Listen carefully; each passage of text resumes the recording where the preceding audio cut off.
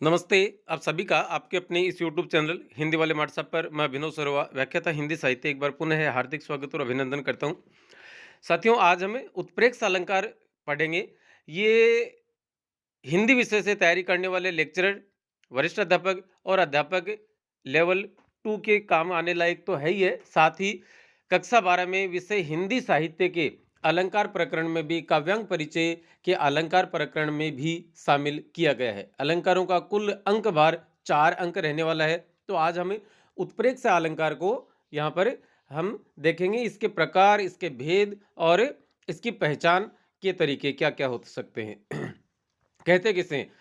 तो जब किसी पद में उपमेय उपमान को समान तो नहीं माना जाता, किंतु उपमेय में उपमान की संभावना प्रकट की जाती है। उपमेय जो होता है वह सामान्य या प्रस्तुत या साधारण पदार्थ होता है, और उपमान हमेशा अप्रस्तुत और प्रसिद्ध पदार्थ होता है। तो उपमेय में अर्थात सामान्य पदार्थ में प्रसिद्ध पदार्थ की संभावना प्रकट की जाती है, तो वहां उत्प्रेक्ष अलंकार माना जाता है। इस संभावना को प्रकट करने के लिए कुछ शब्द हैं, जो कुल मिलाकर 6 शब्द हैं कि मानो, मनु, मनहु, जानो, जनो, जनहु इत्यादि शब्दों का प्रयोग किया जाता है। तो आप समझ सकते हैं कि ये 6 शब्द जहाँ कहीं भी आएँ, वहाँ पर आप क्या मानेंगे? उत्प्रेक्ष अलंकार। शब्द के अर्थ को ज़रूर ग्रहण किया जाए, वहाँ पर ये नहीं कि मनु आ गया और मनु किसी व्यक्ति विशेष का नाम भी वहाँ पर हो सकता है। तो उस स्थिति में वहाँ पर उत्प्रेक्षा नहीं माना जाएगा। यदि संभावना के तौर पर इन 6 शब्दों का इस्तेमाल किया गया है, तो वहाँ पर हमें उत्प्रेक्ष अलंकार ही मानना है। देखते हैं, पहला उदाहरण यहाँ लिखा गया आपके समक्ष कि दादुर धुनि चहु और सुहाई, वेद पढ़त जनु बटु समुदाय। अब दादुर का अर्थ होता है मेंढक और बटु का अर्थ होता है शिष्य। तो देखिएगा उत्तर में कि यहाँ पर उसकी व्याख्या में क्या लिखा है कि प्रस्तुत पद में वर्षा ऋतु का वर्णन करते हुए कवि कहता है कि वर्षा ऋतु में चारों ओर से मेंढकों की आवाज सुनाई दे रही है। वह आवाज ऐसे लग रही है मानो कोई शिष्य समुदाय वेद पाठ कर रहा हो। मानो मतलब संभावना, एक मानने के लायक संभावना प्रकट यहाँ पर की गई है। यहाँ उपमेय अर्थात दादुर ध्वनि मतलब मेंढकों की आवाज में उपमान अर्थात वेद के पाठ की संभावना को प्रकट किया गया है, अतएव यहाँ उत्प्रेक्ष अलंकार माना जाएगा। दूसरा उदाहरण आपके समक्ष लिखा है कि अरुण भये कोमल चरण भूवि चलबे ते मानो। अर्थात भूमि पर चलने के कारण से मानो कि जो कोमल से चरण थे वे अरुण अर्थात लाल हो गए हैं। अब लाल तो चरण पहले से थे, लेकिन एक संभावना प्रकट की गई कि शायद भूमि पर चलने की वजह से ऐसा हुआ है। प्रस्तुत पद में कवि कहना चाहते हैं कि शायद पैदल चलने के कारण ही कोमल चरण लाल हो गए हैं। यहाँ पैरों के लाल होने में पैदल चलने की संभावना को प्रकट किया गया है, अतः यहाँ उत्प्रेक्ष अलंकार माना जाएगा।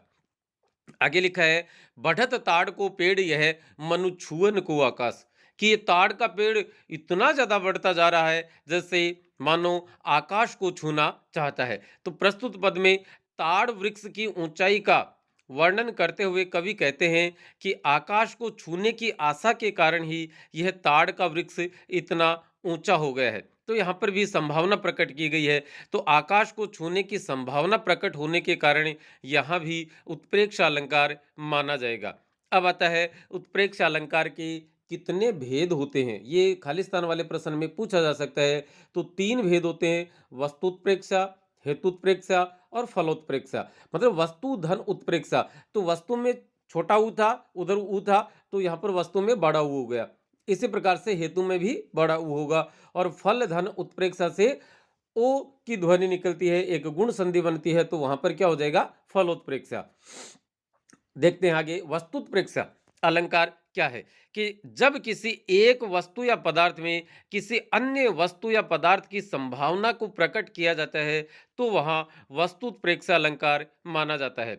इसे स्वरूपोत्प्रेक्षा भी कहा जाता है। स्वरूप धन उत्प्रेक्षा गुण संधि हो गई, तो यहाँ पर स्वरूपोत्प्रेक्षा अलंकार भी कहा जाता है। ये इसी का एक दूसरा नाम है। जैसे ये उदाहरण आपने अभी पढ़ा कि दादुर धुनि चहु और सुहाई वेद पढ़त जनु बटु समुदाई, मतलब एक वस्तु में या एक पदार्थ में दूसरी वस्तु या दूसरे पदार्थ की संभावना को प्रकट किया गया है, इसलिए वस्तु धन उत्प्रेक्ष अलंकार माना जाएगा। तो यहाँ पर दादुर धुनि एक पदार्थ था और बटु समुदायी दूसरा, वेद पढ़त जनु बटु समुदायी, तो ये दूसरा पदार्थ था, वेद का पाठ किया जाना। दूसरा इसका भेद है हेतुत्प्रेक्षा।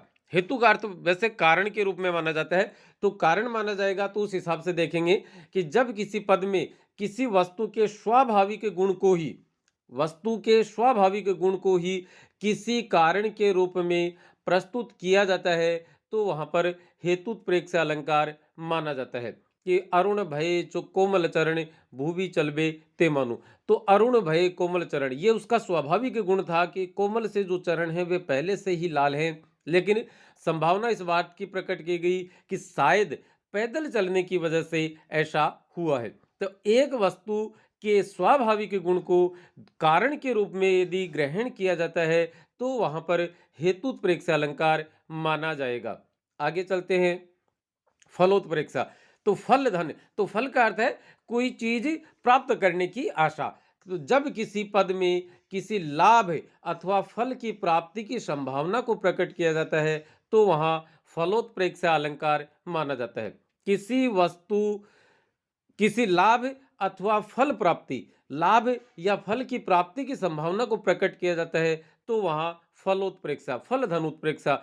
तो बढ़त ताड़ को पेड़ यह मनु छुअन को आकाश, तो ताड़ का पेड़ यह इतना बढ़ रहा है मानो आकाश को छूना चाहता है, या आकाश को छूने की इसको लालसा है, ये आकाश छूना चाहता है, तो इसी फल या लाभ प्राप्ति की संभावना को प्रकट किया गया है, अतः फलोत्प्रेक्षा अलंकार माना जाएगा।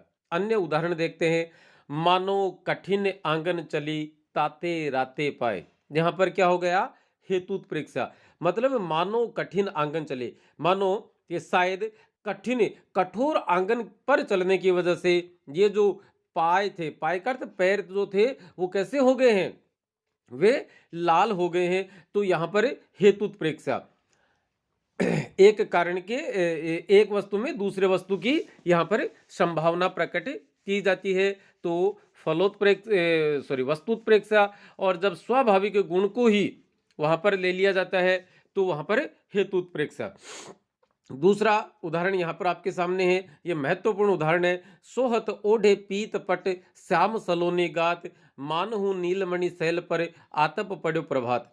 तो ये मानहु शब्द आ गया। अब यहां पर देखिए कि पीले वस्त्रों को ओढ़ कर श्याम, श्याम का अर्थ है कृष्ण, श्याम जो है वो श्याम का शरीर इतना सुंदर लग रहा है, मानो संभावना शायद ऐसा लग रहा है जैसे नीलमणि शैल पर, कि नीले रंग की चट्टान पर सुबह सुबह का प्रभात के सूर्य की किरणें उस पर गिर रही हो, तो ऐसा प्रतीत हो रहा है। ठीक वैसे ही तो यहां पर कौन सा अलंकार होगा, वस्तुत्प्रेक्षा, एक वस्तु में दूसरे वस्तु की संभावना को प्रकट किया गया है, अतः वस्तुत्प्रेक्षा।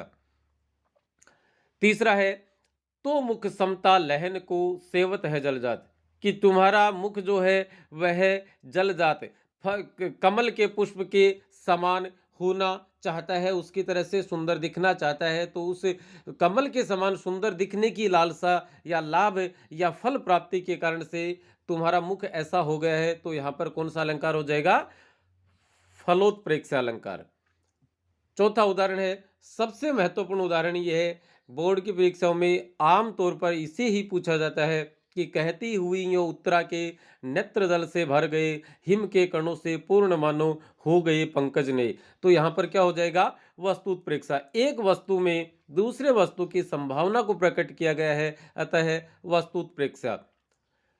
अंतिम उदाहरण है, अति कटु वचन कही कहत कैकई मानहु लून जले पर दे, कि कैकई के वचन जो थे वो इतने कटु थे मानो वो जले पर नमक छिड़क रही थी, तो यहां पर क्या हो जाएगा, वस्तुत्प्रेक्षा, एक वस्तु या एक पदार्थ की संभावना, एक कथन की संभावना को दूसरे कथन में शामिल किया गया है। तो इस प्रकार से हम उत्प्रेक्षा अलंकार के की परिभाषा, उसके लक्षण, उसके भेद और उसके उदाहरणों पर चर्चा कर चुके हैं। निश्चित रूप से वीडियो पसंद आया होगा, पसंद आया हो तो सब्सक्राइब भी कीजिएगा। नमस्ते, धन्यवाद, जय हिंद।